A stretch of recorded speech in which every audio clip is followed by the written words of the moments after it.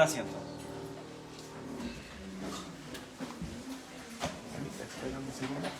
Hermanos, antes de ir con nuestro estudio bíblico, ¿habrá algún himno que desean cantar? Quizás que no hemos cantado hace rato alguno de los himnos de nuestro himnario.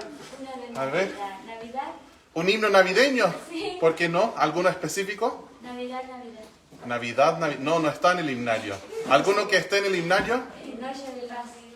A ver, Sí, se lo cantamos con el a ver, ¿qué número será?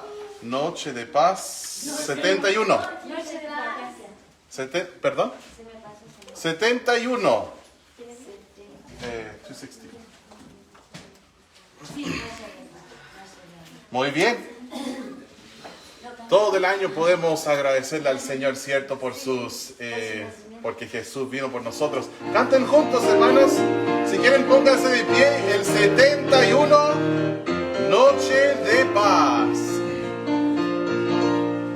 Noche de paz, noche de amor, todo duermen derredor, entre los astros que esparcen su luz, bella anunciando al niñito Jesús. Brilla la estrella de paz, brilla la estrella de paz.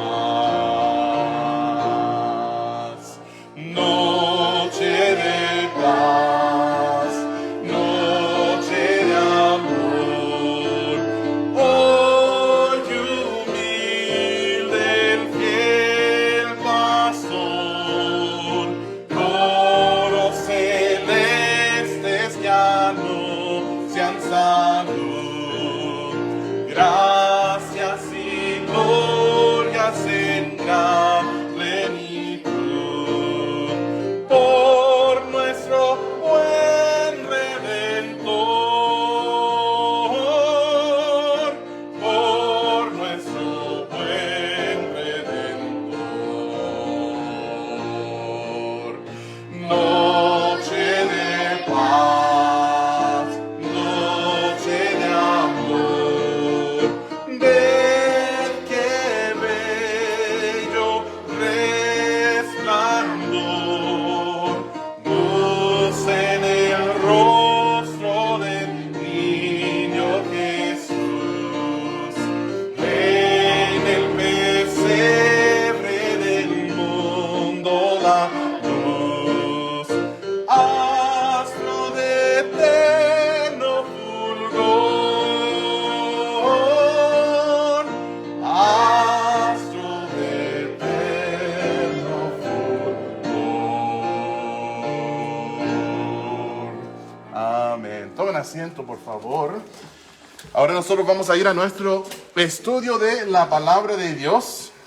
Después del estudio vas a tener una oportunidad de estar compartiendo peticiones de oración y luego oraremos juntos. Qué bueno ver a cada uno de ustedes. Nosotros hace varios meses atrás empezamos una serie los miércoles en la tarde acerca de la doctrina bíblica. En nuestras predicaciones solemos tomar un pasaje y estudiar dicho pasaje versículo por versículo. Estos se llaman mensajes expositivos. Pero también a veces hacemos predicaciones temáticas, como el domingo en la tarde. Era un poco más temático el mensaje. Pero lo que estamos haciendo los miércoles en la tarde es una serie temática acerca de la doctrina. Y hemos estado viendo doctrinas de la palabra de Dios todos estos meses. Y empiezo con una declaración. Y luego vamos estudiando acerca de esta declaración. ¿Qué es lo que cree nuestra iglesia? Bueno, mejor dicho, ¿qué es lo que enseña la Biblia? Por lo cual, lo que cree nuestra iglesia, ¿cierto, hermanos? Porque ¿cuál fue lo primero que estudiamos? Acerca de nuestra autoridad. ¿Cuál es nuestra autoridad? ¿Quién decide lo que cree esta iglesia? La palabra de Dios. La palabra de Dios es nuestra regla absoluta. ¿Ya? No lo que dice dicho concilio, no lo que dice dicho credo, o lo que dice aquel pastor influencial en dicho lugar, lo que dice la casa matriz de las iglesias en X ciudad. No, lo que dice la Biblia. Así que la declaración esta tarde es esta. Creemos en la autonomía de la iglesia. O sea, ¿qué significa esto? Que la iglesia se autogobierna. Esto es lo que nosotros creemos y es lo que la Biblia enseña. La autonomía de la iglesia significa que cada cuerpo local se gobierna sin interferencia de ninguna fuerza externa. Jesucristo es la cabeza de sus iglesias y su regla, la regla de la iglesia es la Biblia. No existe ningún cuerpo universal que las Escrituras describen como la iglesia. La iglesia es, por su misma definición, local y visible. De hecho, el hermano Ignacio enseñó acerca de esto durante el mes de diciembre, lo que significa la iglesia. Y por si no estuviste, la iglesia es una asamblea o congregación. Ya la palabra en el griego es eclesia. Eclesia se castellanizó en vez de traducirla. ¿Y cómo suena en castellano? Iglesia. Su traducción hubiera sido asamblea o congregación o grupo reunido. Gente que sale de un lugar para reunirse en otro lugar. Esto es lo que significa la asamblea, que es la iglesia. Entonces nosotros, cada uno de nosotros en esta tarde, salimos de nuestra casa y nos juntamos en este lugar. Somos una eclesia. Si en mi barrio de repente nos dicen tal fecha, vamos a juntarnos en la junta de vecinos, a hacer una reunión. Y si nosotros estuviéramos hablando griego koiné de hace 2000 años, en la cual la Biblia fue escrita, la presidenta de la junta de los vecinos en mi barrio diría, en tal fecha, a tal hora, vamos a tener una iglesia en la junta de vecinos. Ahora, no sería una iglesia del Señor porque es simplemente una asamblea, ¿verdad? Pero cuando hablamos de la iglesia de Cristo, hablamos de una asamblea de gente que sale de un lugar para reunirse en otro lugar, en un punto visible y local, y se compone de gente salva y bautizada. Tiene dos oficios, el pastorado y el diaconado. Tiene dos ordenanzas, la cena del Señor y el bautismo del creyente. Y podríamos seguir hablando acerca de la iglesia, pero el punto que nos toca esta tarde es este.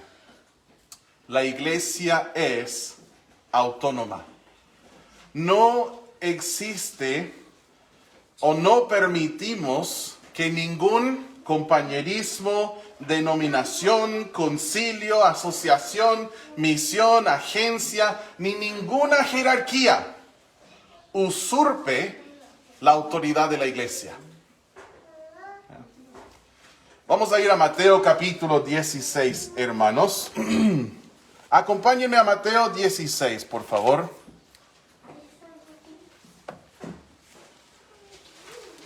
Se me acabó el tóner o la tinta en mi impresora, así que estoy usando este lindo celular para mis apuntes. Ya soy un pastor moderno, ¿cierto? Con mi tablet, predicando. Mateo capítulo 16. Gracias a mi oveja favorita que me prestó su celular. ¿Ya? Bien, la más linda de todos, en todo el mundo. Mateo 16, versículo 18. Es clave también el versículo 16. El versículo 16 dice, respondiendo Simón Pedro dijo, tú eres el Cristo, el Hijo del Dios viviente. Y esta declaración de fe de Pedro es una base muy importante. Dice en el versículo 18, y yo también te digo que tú eres Pedro, y sobre esta roca edificaré mi iglesia, y las puertas del Hades no prevalecerán contra ella.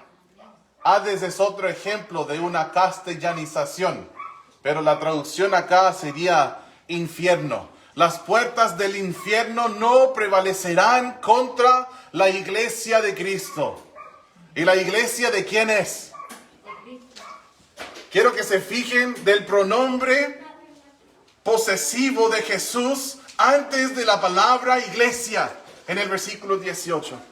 Él dice, edificaré mi iglesia.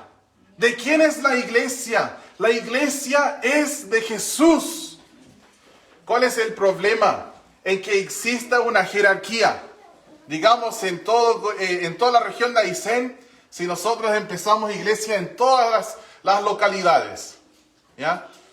Y no sé por qué alguien se equivocaría de tal forma, pero vamos a decir que todos los pastores son muy locos y me ven como si fuese yo un arzobispo o un papa bautista, ¿ya? Y wow, el pastor Patricio. Yo sé que nadie está tan loco, pero digamos si fuese así, ¿ya? Y después, yo soy el que manda en la iglesia bíblica bautista del Río Tranquilo, desde aquí en Coyhaique.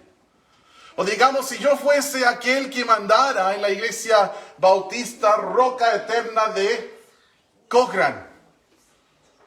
Yo soy el que manda. El pastor allá es como marioneta mía. ¿Cuál sería el problema? El problema sería que aquella iglesia sería mía y no sería de Jesús. Este sería el problema. Yo no soy la cabeza de ninguna iglesia, mucho menos un grupo de iglesias. Jamás podría cumplir con esa función. El único que puede decir la iglesia es mía es Jesús. ¿Ya? Por esto no existen anexos de iglesias. No, existen iglesias. Eso nomás. Hay iglesias o no iglesias. La iglesia de Cristo tiene pastor y tiene a Jesús como su cabeza. ¿Ya? Eso es muy importante lo que vamos a ver. Si tú buscas en todas las páginas de la Biblia, no vas a encontrar más oficios que el pastorado y el diaconado. Eso lo hablamos de otro día, ¿ya? Mateo 18. Mateo capítulo 18. ¿Cómo sabemos que la iglesia se puede autogobernar o tiene que gobernarse la iglesia misma?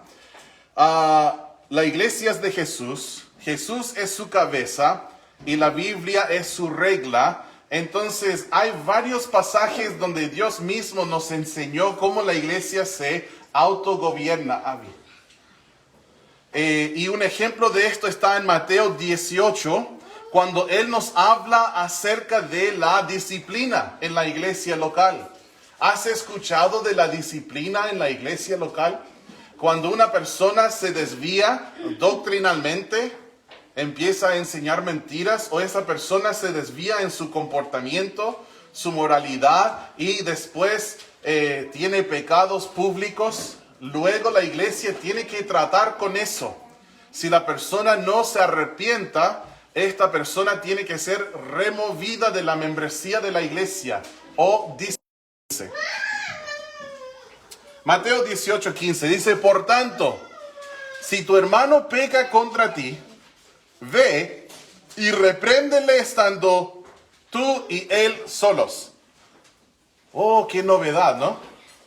Qué novedad. Cuando tengo un problema con alguien, me acerco y converso con él o ella. No con todos los demás. Quiero que digan estas palabras conmigo. Tú y él solos. Son 4 palabras. Va a doler un poco, pero díganlo conmigo. Tú y él solos. ¿Te gustó la palabra solos? Solos. Tú y él solos. ¿Qué es un chisme? Un chisme es cuando estás hablando de algo que no te involucra y del cual tú no eres parte de la solución. ese es un chisme. ¿Ya? Y no seamos espirituales y revistamos los chismes así. Te quiero compartir una petición de oración.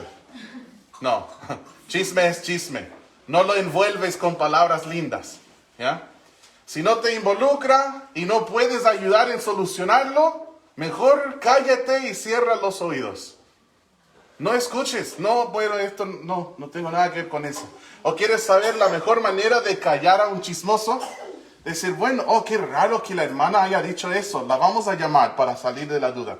Sí, hermana, aquí estoy con fulano y me dice que tú dijiste la persona va a morir. Va a decir, no le llames, por favor. No dije nada. Ya, listo, terminamos. Pero es una buena manera de callar a los chismosos. Si tú prestas tu oído a un chismoso, eres parte del problema. ¿Ya? Tengan cuidado, hermanos, con esto. A ver. Y doy gracias a Dios por hermanos en Cristo aquí en la iglesia que son así. Que si alguien le chismea, dicen ya, vamos a llegar al grano. Vamos a llegar al punto y hablar del asunto con la persona. Vamos directo a la fuente y vamos a ver qué pasa. ¿Debe ser así? Debe ser así. Bien. ¿Amén? Amén. Amén y amén. Amén y amén. Dice entonces tú y él solos. Todo esto fue extra, no fue parte del mensaje. Gracias, bebé Juan, por su ayuda. Dijo amén también. Qué bíblico ese niño. Si tú, dice en el versículo 15, si te oyere, has ganado a tu hermano. Versículo 16. Mas si no te oyere, toma aún contigo a uno o dos, para que en boca de 2 o 3 testigos conste cada palabra. Paso 2, ir con alguien o un par de personas para confrontar a la persona. Y en el versículo 3, en el tercer versículo que estamos leyendo, el 18, llegamos a la parte, 17, pastor anda un poco perdido, llegamos a la parte donde nos muestra que la iglesia puede autogobernarse y tomar decisiones sin interferencia externa. Dice en el 17, dice, si no los oyere a ellos, dilo a la iglesia. Y si no oyere a la iglesia, tenle por gentil y publicano, lo cual significa que la persona está actuando como un perdido, deben tratarle como uno. Eso es lo que quiere decir gentil y publicano. ¿Ya? Por lo cual un no creyente no puede participar en la cena del Señor, no puede votar en asuntos de la iglesia, o sea, ya no sería miembro de la congregación. En muchos casos, bienvenida sea la persona, puede seguir congregándose, no hay ningún problema, excepto en casos donde su comportamiento se ha pasado. O sea, están siendo muy rebeldes, están chismeando en cada rato, están sembrando discordia entre hermanos, están enseñando falsedades. Y en este caso, habría que remover, ¿ya? Para que esa levadura no leude toda la masa. Incluso decirle, bueno hermano, bueno hermana, hasta que te arrepientas, no eres bienvenido en los cultos. Es fuerte, yo sé que es fuerte, pero es lo que la palabra nos enseña. Y es para el bien del cuerpo y es para el bien de la persona también. Y esta es una decisión que toma la iglesia de acuerdo con la Biblia. ¿Ya? La iglesia se autogobierna. Ustedes se acuerdan en los primeros capítulos después de la ascensión de Jesús, la iglesia creció por miles y miles y miles. ¿Ya? Hubo un crecimiento como no te imaginas. Yo no entiendo a estas personas que critican siempre a las iglesias grandes. Dicen, oh, que no son bíblicas, son muy grandes. Bueno, lee Hechos. En Hechos la iglesia de Jerusalén era enorme. Entonces no siempre hay que criticar a lo que sea más grande. A veces esto es porque uno está amargado, porque su iglesia es pequeña, no sé. Pero yo no tengo amargura porque nuestra iglesia es pequeña en comparación a otras iglesias de miles. Nosotros somos lo que somos y Dios está obrando en gran manera y yo feliz por eso. Feliz de ser parte de lo que Él está haciendo, pero no significa que tenemos que criticar a todos los demás que son más grandes que nosotros. Ellos son muy grandes, debe ser porque son liberales. Debe ser porque no tienen convicciones. Debe ser porque ellos no creen en la sana doctrina. A veces hay iglesias grandes que sí creen en sana doctrina, sí practican la santidad, sí predican la verdad y ejercen el amor de Cristo y son buenas iglesias. ¿Ya? Así que, bueno, no sé por qué dije eso. La iglesia de Jerusalén crecía por miles. Y vayan a Hechos capítulo 6 para ver qué pasó. No sé a cuántos de ustedes les pasó cerca de los, qué sé yo, 12 años, quizás los hombres, 12 años, 11 años, 13 años, que empezaste a crecer mucho. ¿Les pasó eso? ¿Cómo se llama eso? ¿Estirón? No, ¿un tirón? ¿Un estirón? ¿Sí? Un tirón sería un... ¿no? Bueno, cuando se te da eso, ¿qué pasa en el cuerpo? El cuerpo empieza a doler. En las rodillas, en los músculos, en los huesos, uno empieza a sentir dolor. Y hay un nombre sumamente científico en Estados Unidos para describir estos dolores. Se llaman dolores de crecimiento. ¿Ya? No sé cómo lo llaman acá en Chile, pero cuando uno crece y de repente siente muchos dolores en el cuerpo por el crecimiento, ya son dolores de crecimiento. Acá se dice se pegó un estirón. Se pegó un estirón. O sea, lo vamos a hacer en la casa. Pegó un estirón. No. Entonces, ¿por qué menciono esto? La iglesia de Jerusalén crecía mucho y sufrió algunos dolores de crecimiento. Todas las iglesias en transición que están creciendo van a sentir algunos dolores. Así es, va a haber algunos dolores. Y en Jerusalén había un conflicto que se armó, mezclando dos culturas, la cultura judía y la cultura, no sé si llamarla greco-romana, pero entre Grecia y romana. Esas dos culturas tuvieron conflictos, pues eran muy diferentes la gente. Y a veces esto sucede en las iglesias, ¿ya? Nosotros debemos ser tan humildes y mansos para no ser parte del problema, sino ser parte de la solución, crecer juntos y avanzar para la obra de Dios, ¿ya? Pero siempre va a haber gente inmadura en las congregaciones, pero es parte de su crecimiento también. En Hechos capítulo 6, como crecía mucho, los griegos empezaron a pelear con los hebreos por un asunto. ¿Se acuerdan cuál fue el asunto? Las viudas. Estaban ayudando a las viudas y la queja fue esta, que unas de las viudas estaban siendo desatendidas en la distribución diaria. Hablando de comida, sustento, abrigo, este tipo de cosas. Y algunas viudas estaban siendo bien atendidas y otras no. O por lo menos esa fue la queja. Pero ojo, cuando hay murmuraciones, no siempre creas la queja. Porque posiblemente todas las viudas eran bien atendidas. Pero la gente inmadura y la gente desanimada, la gente herida, empieza a criticar y murmurar o quejarse muchas veces por cosas que no son así. A lo mejor, no sé, el domingo Diego no me saludó. Diego y yo estamos mal.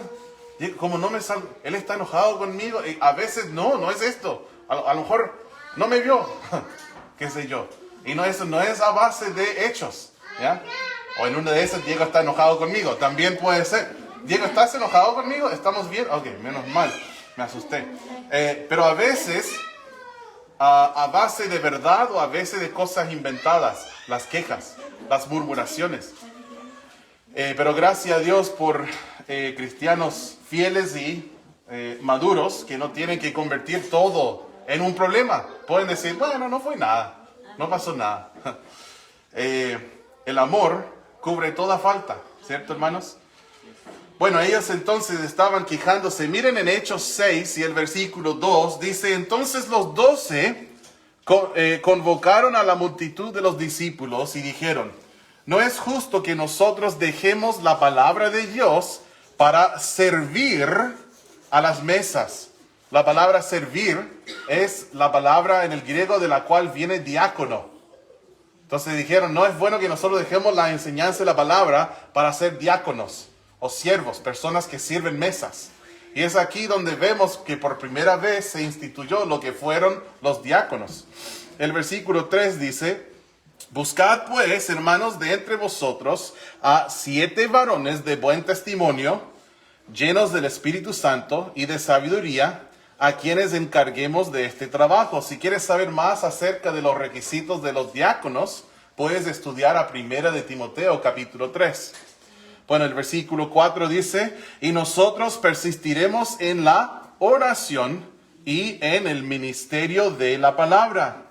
Agradó la propuesta a toda la multitud y eligieron a Esteban, varón lleno de fe y del Espíritu Santo, a Felipe, a Prócoro, a Nicanor, a Timón, a Parmenas y a Nicolás, prosélito de Antioquía, a los cuales presentaron ante los apóstoles, quienes orando les impusieron las manos. Aquí nosotros podemos ver cómo la iglesia en Jerusalén decidió, como iglesia, quiénes iban a ser los 7 varones encargados del diaconado, que iban a ser diáconos, sirviendo o diaconando, si lo puedo decir de esta manera, sirviendo mesas. ¿Ya? En un sentido, todos los cristianos somos diáconos. ¿Por qué? Porque servimos a Dios, ¿cierto? Pero aparte de este uso de la palabra diácono, existe un oficio. Y el oficio es el diaconado. Y es algo oficial que la persona debe cumplir primero con requisitos y ser establecido como diácono. ¿Ya? En un sentido, en Coyhaique, yo podría conocer a un hombre y los dos somos pastores. Porque los dos pastoreamos. Él pastorea ovejas y yo pastoreo gente. ¿Ya? Los dos somos pastores, pero solo uno de nosotros es pastor en el sentido del oficio bíblico, ¿cierto? Bien, entonces la iglesia se autogobernó en esta ocasión y pusieron diáconos. Vayan por favor a Efesios capítulo 5. Efesios 5.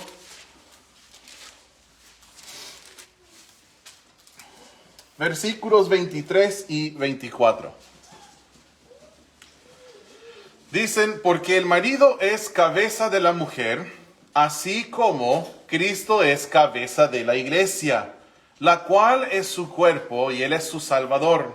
Así que como la iglesia está sujeta a Cristo, así también las casadas lo estén a sus maridos en todo.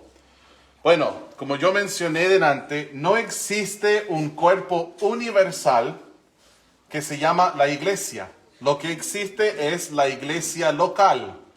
De hecho, decir local es muy redundante. No es necesario decir local, porque solo existe una iglesia local. Por su misma definición, es una asamblea. Una asamblea no puede existir en todo el mundo, ¿ya? Es en un lugar físico, es local y es visible, ¿ya? Y la cabeza de esta asamblea es Jesús. Y aquí Dios está dando enseñanza para las esposas, enseñándoles que deben estar sujetas a sus maridos en todo, como conviene en el Señor. Y el Señor dice, el ejemplo que han de seguir es cómo la iglesia está sujeta a su cabeza, Cristo, en todo. O sea, nosotros como congregación, ¿a quién estamos sujetos? ¿Estamos sujetos a una casa matriz en Santiago de los bautistas? No. ¿Estamos sujetos a un predicador famoso en California que a todos les gusta porque predica muy bien? No.